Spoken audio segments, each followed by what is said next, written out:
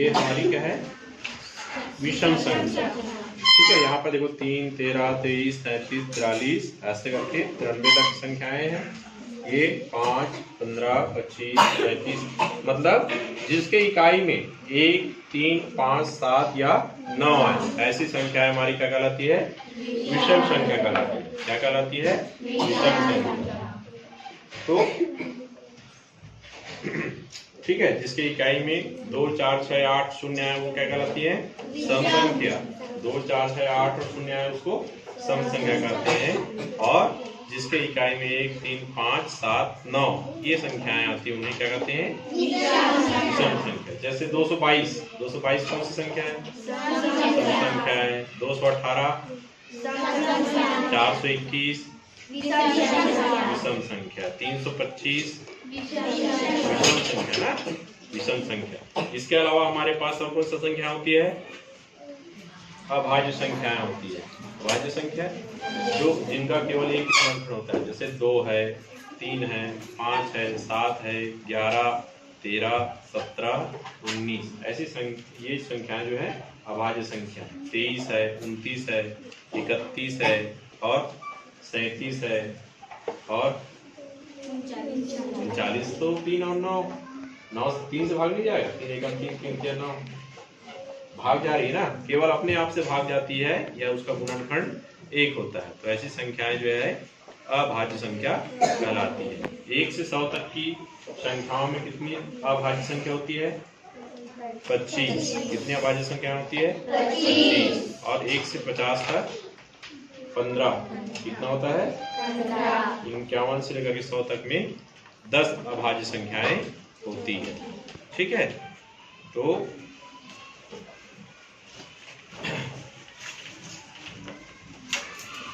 इसमें कुछ संख्याएं दिख रही थी मुझको, ऐसा बीच में ऐसा 22, 43, 54, 65, 76, 87 दिख रहा है। यहाँ देखो 13, 24, 35, 46, 57, 68। तो देखो ये संख्या जो है छोटी संख्या से शुरू हो रही है ना, 13, 24, 35, 46, 57, 68 ऐसी संख्याओं को देखो, कम संख्या से छोटी संख्या से बड़ी संख्या की ओर बढ़ रही है ना, तो ऐसी संख्याओं को क्या कहा जाता है, कौन सा क्रम बोलते हैं, बढ़ते क्रम या आरोही क्रम। अब इसी संख्याओं को हम ले लेंगे 87, 76, 65, 54, 13, 22, 43, 32, 87, 76, 65, 54, 43, 32। ये इधर से इधर जाएंगे तो कौन सा होगा, घटते क्रम या अवरोही क्रम। क्या कहते हैं उसको, अवरोही क्रम। ठीक है, तो आज हमने इसके माध्यम से क्या चीज जाना, सम संख्या, विषम संख्या और अभाज्य संख्याएं, घटते क्रम और बढ़ते क्रम।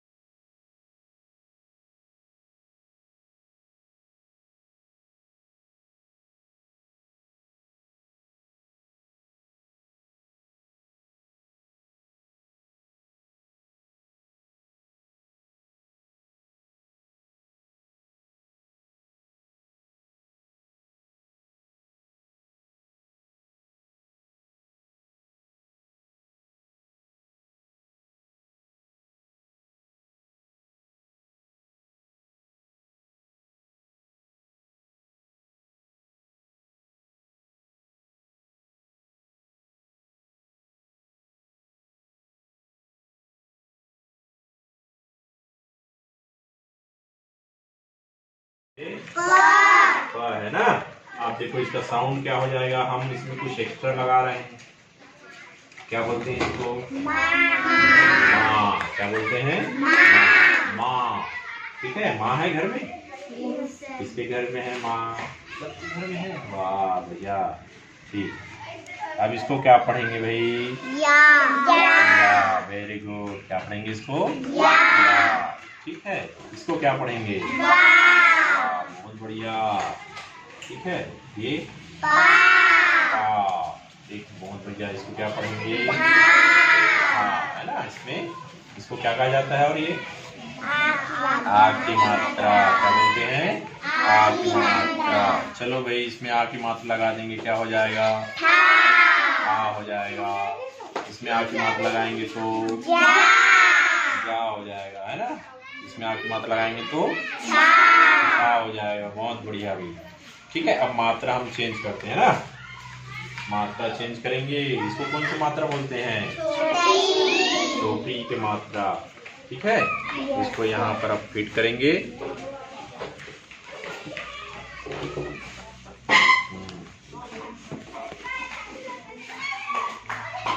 ये देखो फिट हो गया। चलो इसमें हम मात्रा लगा देंगे, क्या हो जाएगा? ये हो जाएगा, है ना। ये क्या हो जाएगा? हाँ। क्या होगा?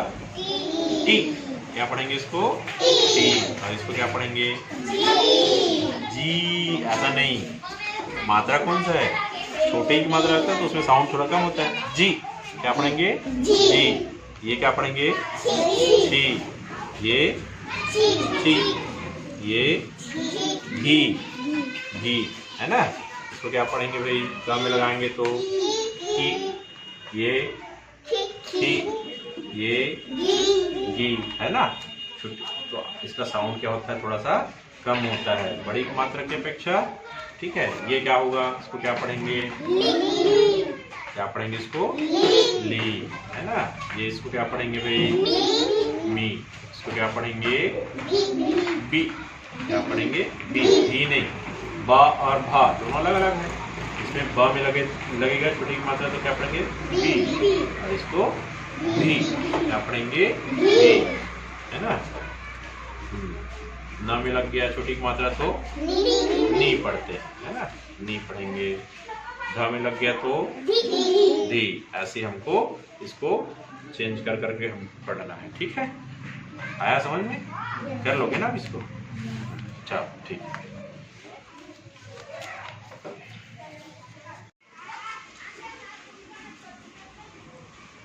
ये आपका लग गया संख्या, है ना। ठीक है। संख्या हमने, ये इकाई है, इसके साथ में हम ये स्थान कौन सा कहलाता है? दहाई। 3 दहाई मतलब कितना होगा? 3 दहाई मतलब क्या लिखा है? क्या पढ़ेंगे इसको? बताओ बताओ, क्या पढ़ेंगे? क्या पढ़ेंगे जी? किसी को भी नहीं मालूम क्या पढ़ेंगे इसको? सुरभि क्या पढ़ते हैं? ऐसा लिखने पर क्या पढ़ेंगे इसको? 37 है? 37 नहीं है ये 8 है ना। हाँ 38। क्या पढ़ेंगे इसको? 38। इसको क्या पढ़ेंगे? 39। इसको क्या पढ़ेंगे? और 30। क्या पढ़ेंगे? 30। ये क्या पढ़ेंगे? 31। क्या पढ़ेंगे? इसको क्या पढ़ेंगे? 32। इसको क्या पढ़ेंगे? 33। देखो दिख रहा है 33। ये इकाई है, ये दहाई है। दहाई में 3 है मतलब 30। 30 और 3 33। ठीक है। ये क्या पढ़ेंगे इसको? 30 और 4 34। दहाई में 3 है ना। अच्छा ठीक है। चलो, है ना। बढ़िया बढ़िया। ताली बजाओ भाई अपने लिए। बहुत बढ़िया। चलो, एक ही शब्द के एक से अनेक नाम होते हैं। उसी के समान अर्थ वाले शब्दों को पर्यायवाची शब्द कहा जाता है। उसी के पर्याय वाले शब्द को पर्यायवाची कहा जाता है। जैसे सूर्य है, सूर्य का पर्यायवाची शब्द क्या क्या है? क्या? मानसू खड़े हो जाओ।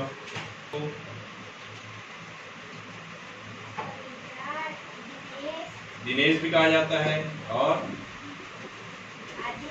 आदित्य कहा जाता है, सूरज कहा जाता है।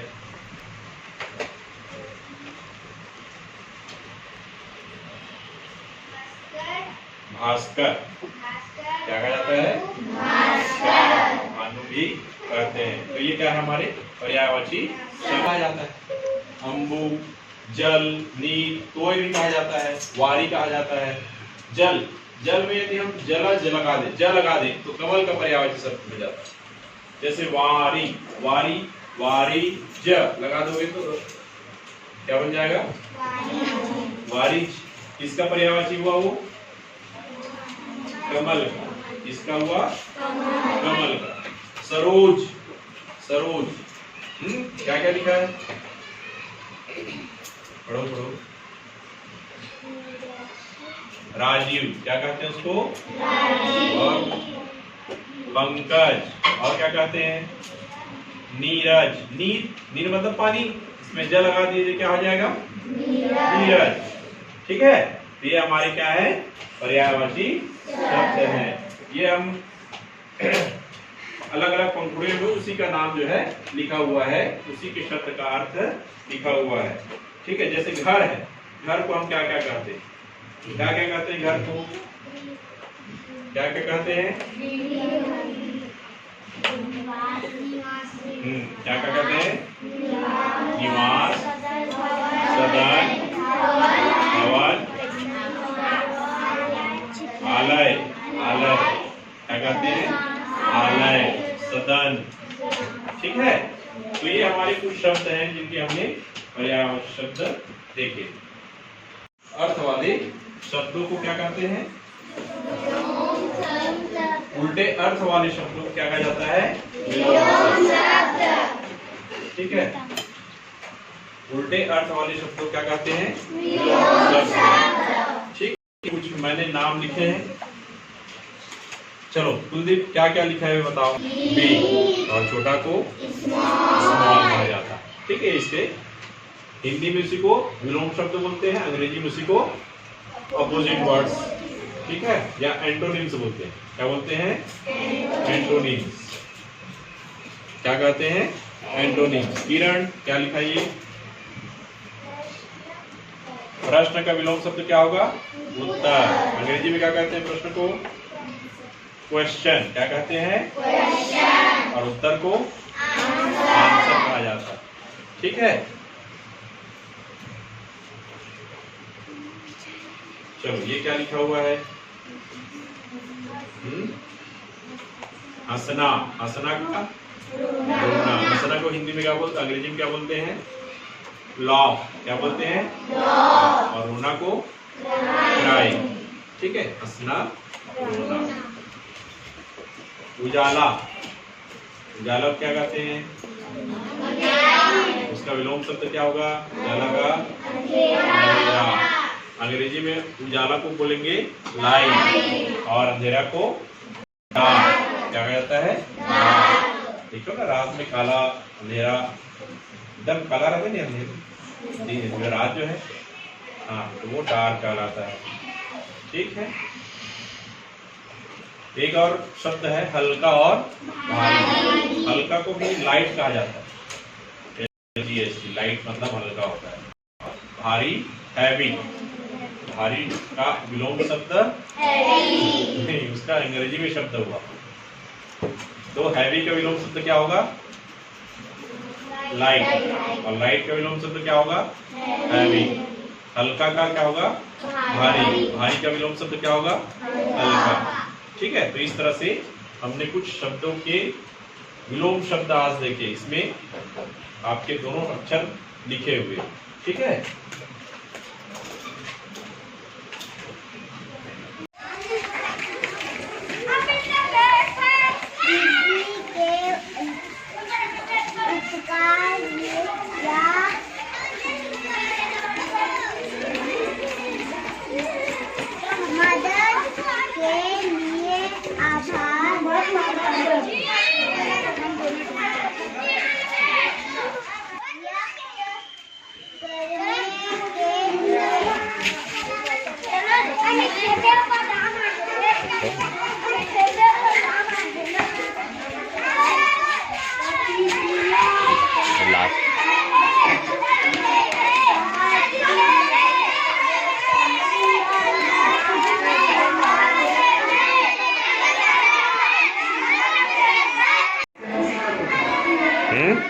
उसका वो चालू पीसी चालू नहीं हुआ होगा ना, ये वाला पीसी है ना उसका। तो ये दिखते हमको, देखो फोटो में कितना दिख रहा है 3, लेकिन वास्तव में कितने हैं 4। ये इस तरह से यदि हम इस फेस एंगल से देखेंगे ना तो हमको 3 ही शेर आपको दिखाई देगा। 3 ही लोग दिख रहे हैं, पीछे जो दिव्यांशी खड़ी हुई दिख रही है क्या? नहीं। किसी भी एंगल से यदि हम इस दिशा से देखेंगे तो इस दिशा से हमको 3 ही बच्चों के जो है सिर दिखाई देते हैं। ठीक है, 4 को चारों दिशा में आप देखकर चारों दिशाओं में ऐसे खड़े होकर देखोगे तो जैसा चित्र में दिया हुआ है 3 शेर तुमको दिखाई देगा, लेकिन वास्तव में कितने शेर है उसमें? 4। कहां से लिया गया है इसको? सारनाथ स्थित अशोक स्तंभ से लिया गया है, राष्ट्रीय चिन्ह। ठीक है, कहां से लिया गया है? सारनाथ स्थित अशोक स्तंभ से लिया गया है। ठीक है, ऐसा समझ में आ रहा है? हमको 3 ही शेर क्यों दिखाई देते हैं? एक जो सिर है वो मतलब चारों दिशा हमको सिर्फ 3 ही सिर इसलिए दिखाई देते हैं कि सीधा से हम देखेंगे ना तो जो लास्ट में शेर का जो सिर है वह दिखाई नहीं देता। ठीक है, लेकिन वास्तव में उसमें कितने शेर हैं? 4। ठीक, 468 बन गया। 9000 का स्थानीय मान क्या आएगा? 4 का स्थानीय मान कितना आएगा? 6 का स्थानीय मान, 8 का स्थानीय मान, ठीक। 8357 में 8 का स्थानीय मान बनाइए, जल्दी बनाइए। गुड। 3 का स्थानीय मान, 5 का स्थानीय मान 50, 7 का स्थानीय मान 7। ठीक, अपने 5 साथियों के नाम जो है उनका नाम नहीं लेना है, उनकी जगह क्या नाम लेना है? जिलों का। ठीक है, तो शुरुआत हम करते हैं दीक्षा। चलिए बताइए, खड़ा कराते जाओ।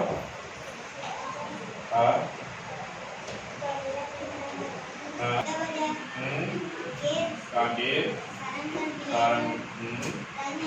राजनांदगांव, दुर्ग।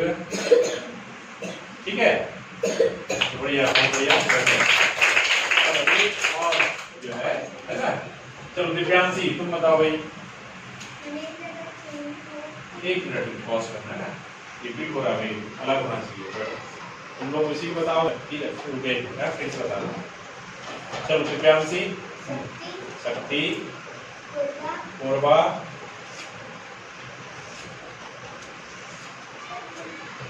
नाम बताएगा। चलो देवेंद्र, बीजापुर, खड़तिया, कौन सा? नारायणपुर, हाँ। बस्तर, सुकमा, खैरागढ़, श्रीगंधान, गंटैया। सर आगे पीछे हो गए, खैरागढ़, श्रीगंधान, गंटैया। ठीक, गुड, बैठ। ठीक है, नाम जो है क्रमशः विद्यार्थी के क्रम अनुसार से अपन जानेंगे, है ना? ठीक है, तो 1 नंबर कौन, 2 नंबर, 3, 4, 5, 6, 7, 8, 9,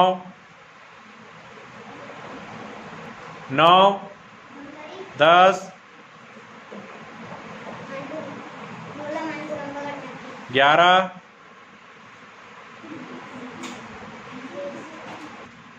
11 नंबर,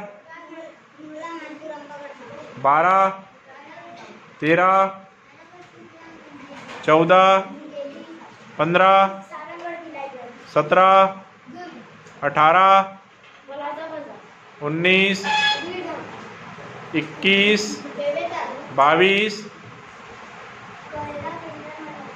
23, 24, 25, 26, 27, 28, 29, 30, 31, 32, 33 जड़ जो है यहाँ से निकला पौधे के एकदम निचले हिस्से, ठीक है। लेकिन ये जो पेड़, ये पौधा है देखो, इसका क्या हुआ हिस्सा, इसका कुछ हिस्सा जो है ना देखो, ये दिख रहा है, ये नीचे मोटा हिस्सा गया है, उसके आसपास से जड़ निकला हुआ, तो ये जड़ जो है कौन सा होगा, मूसला जड़, ठीक है। इसमें जड़ तुम्हारा दिख रहा है, जड़ एक मोटा जड़ है, बाकी पतले पतले जड़ साइड से निकले हुए हैं। लेकिन तुम्हारे इसमें, इस जड़ में क्या होगा, एक ही जगह से निकला हुआ जड़ जो है, इधर ऐसा मूसल जैसा नहीं निकला है, दूसरी जैसा नहीं निकला है, ठीक है। तो इसका क्या है, साथ में देखो, जिस पेड़ की जड़ जो है रेशेदार है ना, उसकी पत्तियां कैसी है, समानांतर नाड़ी विन्यास का, कैसी है। तो रेशेदार जड़ का पत्तियों का संबंध क्या है, जिन पौधों की पत्तियां समानांतर नाड़ी विन्यास है, उनकी जड़ कैसे होती है, रेशेदार जड़, ये दिख रहा है ना, समानांतर नाड़ी विन्यास है, इसका जड़ कैसा है, रेशेदार। बल्कि अन्य पौधों में, जैसे ये मूसला जड़ जिनका है, ये जड़ दिख रहा है ना, मूली के जैसा जी, है ना, उसके राइट साइड में है छोटा छोटा जड़, तो ये जड़ जो है मूसला जड़ है। इसकी पत्तियां देखोगे तो दिख रहा तुमको, जालीदार बनेगी। जब इसको सुखा कर देखोगे ना, कैसा दिखेगा ये, जालीदार। आम का पेड़ भी वैसी है तुम्हारा, आम का जो पौधा है, इसमें जड़ तुम्हारा चिपक गया है, दिखाओ दूसरा पौधा, इसमें देखो ये जड़ दिख रहा है, मोटा है ना ये, साथ में पतला पतला निकला हुआ है, उसी में लगा हुआ है, मोटे वाले जो जड़ है ना, उसी में लगा हुआ है। इसका जड़ कैसा होगा, मूसला जड़, और साथ में इसकी पत्तियां कैसी होंगी, जालीदार नाड़ी विन्यास में। ये देखो हरा पत्ती दिख रहा है, दिख रहा होगा इसका जड़ जो है, आपको दिखा हुआ वाला आम दे दो ना किसी को जी। देखो इसका जो बीज है वो साइड हो गया है, तो इसमें स्पष्ट दिख रहा है। देखो आम का जो पेड़ है, यह भी पौधा है, बढ़ेगा पेड़, साथ में स्पष्ट दिख रहा है ना। देखो इसका जड़ कैसे दिख रहा है, एकदम मोटा, छोटी छोटी जड़ें साइड साइड से निकली हुई है। लेकिन रेशेदार जड़ में ऐसा नहीं है। जैसे धान है, ये धान का पौधा है, खरपतवार जो है, ये वाला खरपतवार है, मतलब नींदा है, खराब वन जिसको कहते हैं, ये धान का पौधा है। इसकी जड़ें देखो, दोनों का सेम है कि नहीं है? तो जिन पौधों की पत्तियां जो है समानांतर नाड़ी विन्यास होती है, उनकी जड़ें कैसे होती है, रेशेदार। और जिन पौधों की पत्तियां जालीदार नाड़ी विन्यास की होती है, उनका जड़ जो है मूसला जड़। ठीक है, बहुत सारे उसमें तालिका में अपन बनाएंगे। कौन सा, आम का पेड़, ठीक। इसके जड़ों में तुमको कुछ अंतर दिखाई दे रहा है? कैसे दिख रहे हैं दोनों पेड़ के जड़ जो है? देखो इसमें बारीक जड़ है, बारीक पतला पतला, ऐसे जड़ों को रेशेदार जड़ कहा जाता है। लेकिन आम के पेड़ का ये जो पौधा है, उसका जड़ देखो, धान के पौधे में जैसा जड़ है वैसी है क्या, ठोस है। जैसे मूसल होता है ना, मूसरी घर पे देखो, उसी प्रकार है कि नहीं है? मूसरी जानते हो कि नहीं जानते हो? नहीं जानते हो? जानते हो ना, ठीक उसी प्रकार से दिख रहा है। तो ये इसको कहा जाता है मूसला जड़, और इसको कहा जाता है रेशेदार। इसमें संबंध होता है, कैसे संबंध होता है? यदि इसकी पत्तियां हैं, जैसे पीपल की पत्ती अपन देखे कल, उसका पेड़ का जड़ कैसा होता होगा, इसके जैसा कि इसके जैसा? आम के पेड़ के जैसा ना। तो इसका जैसा जड़ जो होता है मूसला जड़। जिन पेड़ों की जड़ों में मूसला जड़ें होती है, उनकी पत्तियां कैसी होती है, जालीदार। कैसी होती है, जालीदार। जिन पेड़ों की जड़ें मूसला जड़ होती है, उनकी पत्तियों का बनावट कैसे होता है, जालीदार। और जिन पत्तियों की जो बनावट है वो समानांतर क्रम में होती है। समानांतर क्रम कल देखे थे, पत्ती देखे थे ना कल अपन। तो समानांतर क्रम वाली जो पत्तियां हैं, उनकी जड़ कैसे होती है, रेशेदार। कैसी होती है, रेशेदार। जैसे हल्दी की पत्ती अपन कल देखे थे, लाल।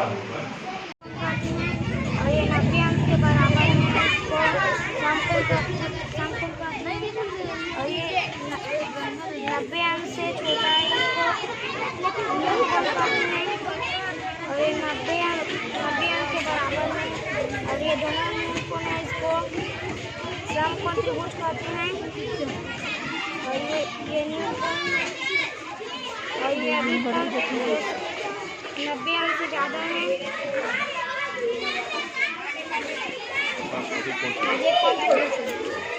110 अंश। कितने अंश का कोण है ये? 110। चल ये खुशबू चल बना 150 अंश का कोण बना।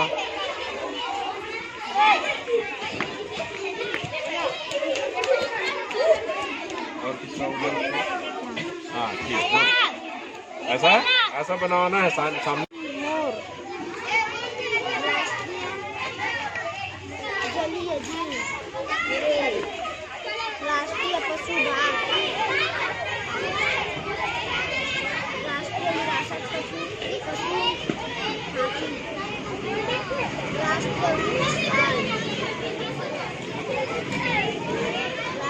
राष्ट्रीय फल आम,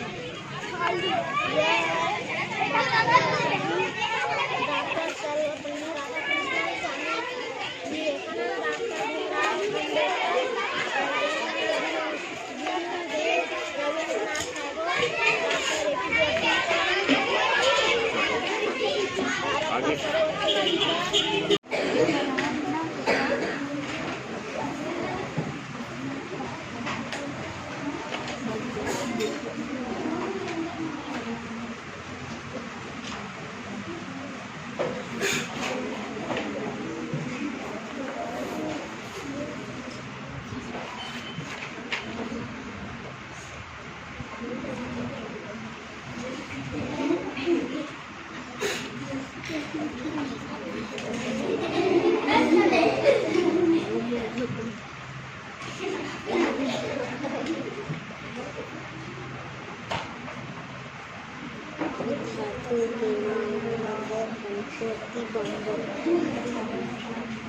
नहीं लिखी है? नहीं है?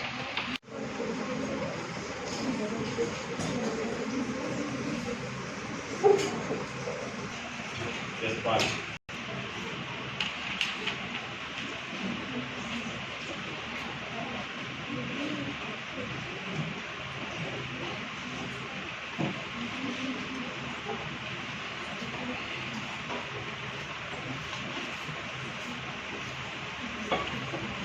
चलो देखिए इसको चेक करें।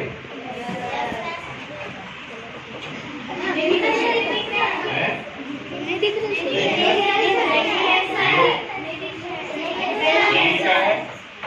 ठीक है ठीक है। जिसे क्या कहा जाता है? पहाड़ा और अपवर्ड भी कहा जाता है। आज हम एक छोटी सी गतिविधि करेंगे जिसमें 1 से लेकर के 100 तक की संख्याओं में, ठीक है, मैं एक संख्या दूंगा, उसका तुमको गुणज बताना है। ठीक, चलिए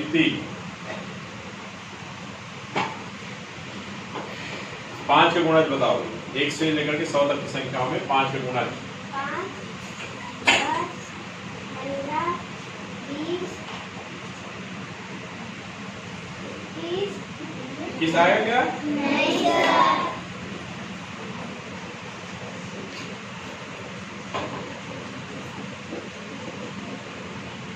25, 30, 30, 35, 45,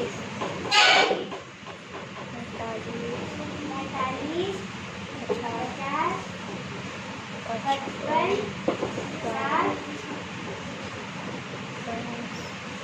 60, 65, 70,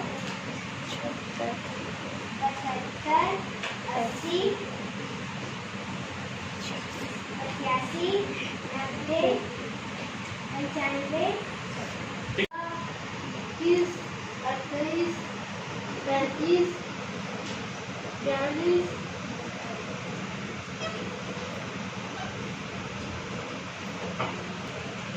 100, ठीक है, यहाँ 55, 66,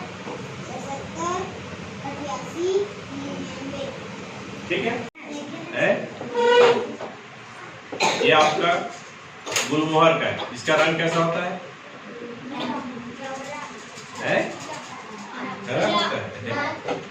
लाल रंग का खिलता है। गर्मी जैसे अब वो पत्ते झड़ रहे हैं ना, गर्मी के दिन में बस खिलेगा ये क्या होता है? अभी इसके फल जो है पक गए हैं और पक करके क्या हो गए? सूख गए। अब इसकी बारी है छिड़कने की। यहाँ से सब क्रैक भी हो रहा है। हो रहा है ना? नहीं हो रहा? हो रहा है।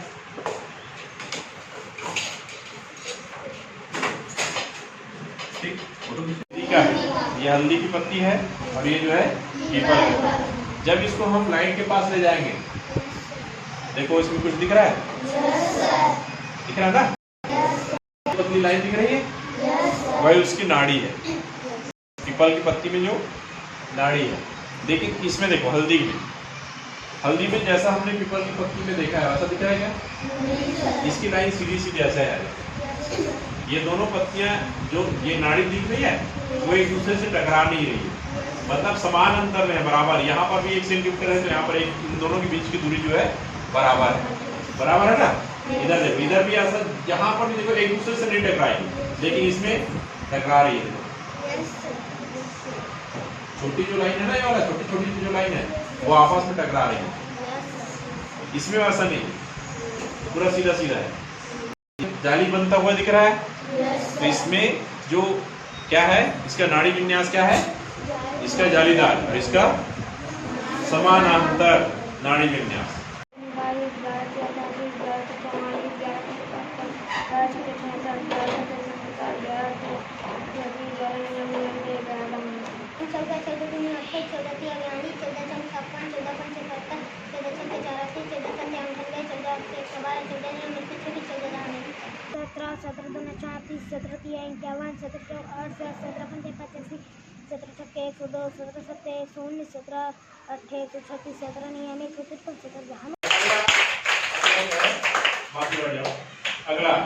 अगला चलो रुपेंद्र, बताए भैया आपके 5 दिनों के नाम बताना है, जो बच्चों के नाम। ठीक है, खड़ा हो जाओ। दुर्ग और राजनांदगांव, कोंडागांव। ठीक है, 5 बच्चों के नाम याद हो गया? याद करके रखना है ना? ठीक, बढ़िया। और चलो ऋषभ, तुम बताओ भाई 5 जिलों के नाम। कांकेर, राजनांदगांव, दुर्ग। ठीक है, बढ़िया। और जो है ना, चलो दिव्यांशी तुम बताओ भाई। 1 मिनट पॉज करना है ना, रिपीट हो रहा है, अलग होना चाहिए। तुम लोग उसी को बताओ। ठीक है, फिर से बता दो। चलो दिव्यांशी, शक्ति, पूर्वा,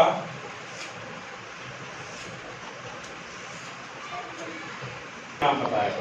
चलो देवेंद्र, बीजापुर, खड़गपुर, कौन सा? नारायणपुर, बस्तर, सुकमा, खैरागढ़, श्रीगदान, घंटे। ऐसा आगे पीछे होगा। खैरागढ़, श्रीगदान, घंटे। ठीक, गुड। ऐसे अक्षर से ठीक है।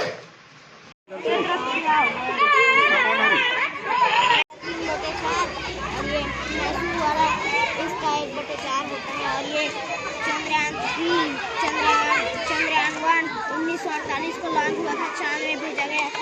और ये राष्ट्रीय झंडा या ध्वज, और यह जन गण मन, राष्ट्रीय गान, राष्ट्रीय गीत, भारत का राष्ट्रीय गीत है वंदे मातरम। और राष्ट्रीय खेल प्रधान पाठक द्वारा भरना है। 1 जिला एफएलएन तुम्हारी डाइट दो। राष्ट्रीय नदी,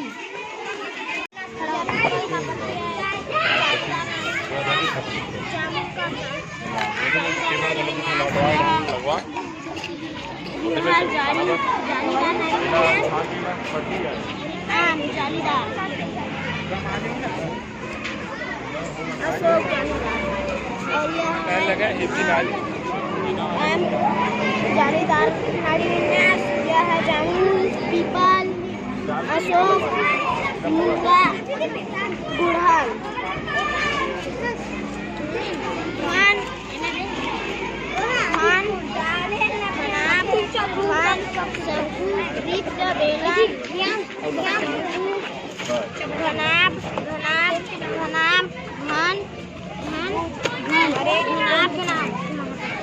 इसमें सड़क भी तुमको बताया गया है कि सड़क का चिन्ह कैसा होता है।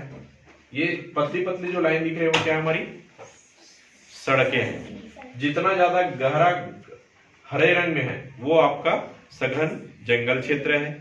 और तो इसकी ऊंचाई लगभग 5000 से 6000 के बीच में, जितना पिंक वाला एरिया दिया है। और साथ में बहुत सारे संकेत दिए गए हैं। ये स्टार जो लगा हुआ है वो दिल्ली का है, जो भारत देश की राजधानी है। ये हमारे पर्वतमाला है बहुत सारी। क्या लिखा है? अजंता पर्वतमाला, ये आपका हरिश्चंद्र पर्वतमाला। तो ये जो हल्के हल्के तुमको भूरे रंग दिखाई दे रहे हैं वो पर्वतमालाएं हैं। और ये आपका किनारे, ये जो जितनी भी लाइन दिख रही है पिंक कलर की, लाल कलर की जो है लाइन यहाँ पर दिया हुआ है वो अंतरराष्ट्रीय सीमा है। हमारे देश और बांग्लादेश के बीच में जो लाल कलर का निशान दिख रहा होगा वो हमारे देश को और अन्य देश को अलग करती है, मतलब अंतरराष्ट्रीय सीमा है। और इसमें जो नीले रंग का दिखाई दे रहा है वो हमारी नदियां हैं। इसमें आपका नदी है, गंगा नदी, यमुना नदी, ये सभी नदियों का इसमें चित्रण मिल जाएगा, कहां से निकलती है और कहां जाकर के मिलती है। आखिरी समुद्र में मिलती है, इन पहाड़ियों से निकलती है और जाकर के समुद्रों में मिल जाती है। ठीक है, ये जो आपका लाल लाइन दे रहा है पतला पतला, वो आपके जो है राष्ट्रीय मार्ग है। ठीक, और ये आपका टापू जो चारों तरफ से समुद्र से घिरा हुआ है, अंडमान निकोबार द्वीप समूह, श्रीलंका है। हमको यहां जाने के लिए जहाजों का उपयोग करना पड़ता है। ठीक है, यहाँ वैसे ठीक ये भी है, या तो जहाज का उपयोग करेंगे, जल जहाज का या हवाई जहाज, वायुयान का। यहाँ पर लक्षद्वीप भी जाने के लिए भी सेम कंडीशन है, या तो जल जहाज में जाओगे या फिर वायु जहाज में। यहाँ पर सड़क नहीं बनी हुई है, एक दूसरे देश को जोड़ने के लिए सड़क नहीं बनी हुई, बल्कि हमको जैसे नेपाल जाना है या चीन जाना है या भूटान जाना है या बांग्लादेश जाना है तो ये पठारी बेल्ट है या मैदानी बेल्ट है, तो एक दूसरे से जुड़े हुए हैं, तो हम यहाँ जा सकते हैं। बट ये टापू जहाँ पे बना हुआ है, घिरा हुआ है, वहां हम जा नहीं सकते। या तो जल जहाज का उपयोग करेंगे या फिर वायुयान का उपयोग करेंगे। ठीक है, जितना आपको ज्यादा गाढ़ा दिख रहा है वो ज्यादा सघन वन है और मैदान भी है, कुछ